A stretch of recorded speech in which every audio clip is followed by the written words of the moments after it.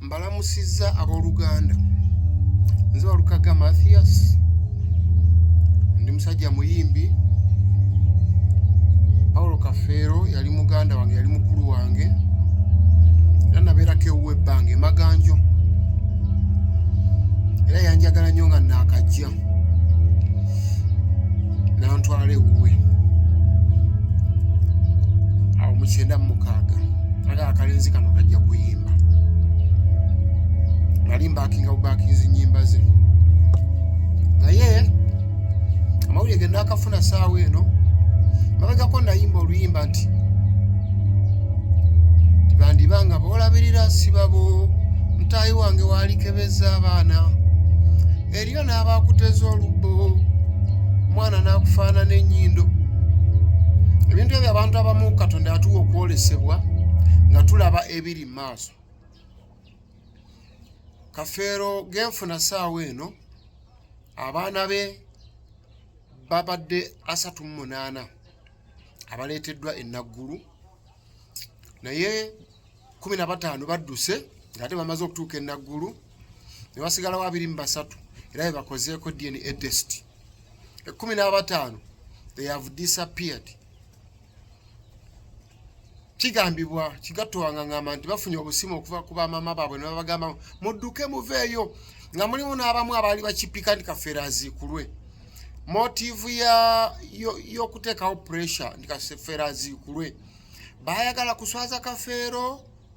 Nze muli mu kulowooza kwange kiro nfuna nti baalowooza nti kabateekawo pressure Kafeero aziikulwe batukebere, naye ng'ate bakimanyi nga bo balowooza nti era wajja kubaawo ate pressure endala egamba nti taziikulwa bawoneraawo.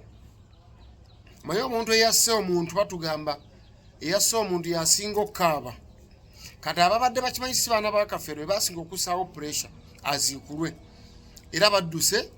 I think they were forced, babakaka bukasi okujja e Naggulu.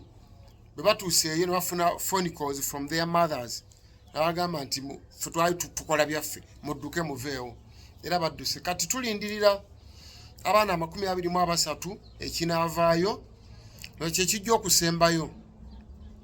Kibi nnyo nti my elder brother Paul Kafeero, instead of resting in peace, he has rested in pieces. Tawummudde mirembe, awummudde bajjo mbitundutundu. Bwe bamugjayo bakola bino bamugjayo. Kibi naye nnyini yakiyimbako n'agamba nti teri kyafujjo nga musaayi muboole. Era ogwo omusaayi w'omuboole guba gwa ffujjo nnyo. Nkonkuludinga ngamba nti bw'oba olina abaana b'oteekakasa, genda obakebeze okwewala bino. Tetujja kibi nnyo nnyo omuntu okusooka okuziika ne bakuziikula. Genda okebeze abaana, buli gw'olaba ng'owulira nti nno omwana oyo tomwekakasa. Omwana kibi nnyo obutakulira waabwe, kibi nnyo omwana asaana akulire waabwe mu musaayi gwe. Kibi nnyo omwana obutakulira waabwe, lyeryo effujjo ly'olaba. Ono ayagala bannyina, ono akwata basenga be, ono atunda ebintu by'abafu. Kati ffe abamu tuli basika n'ebintu bye twasikira by'abataata baffe tetukutte nako twongerako na bwongezi. Nyongera kugula nenfuna obukadde obutaano nengula akabanja n'engaziya, so nga nasikira mayiika ate ziri mu Masaka City. So kyenjagadde obbagambako baganda bange olwaleero nti bw'oba owulira ng'olina omwana gw'oteekakasa bulungi, genda omukebeze.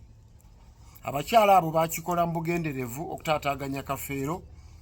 Nakyogerako emabegako nti waliwo abaana bendaba nga benkana nga Kafeero obukulu, kyokka ate bagamba baana ba Kafeero, nga walaba tekisoboka, tekigatta.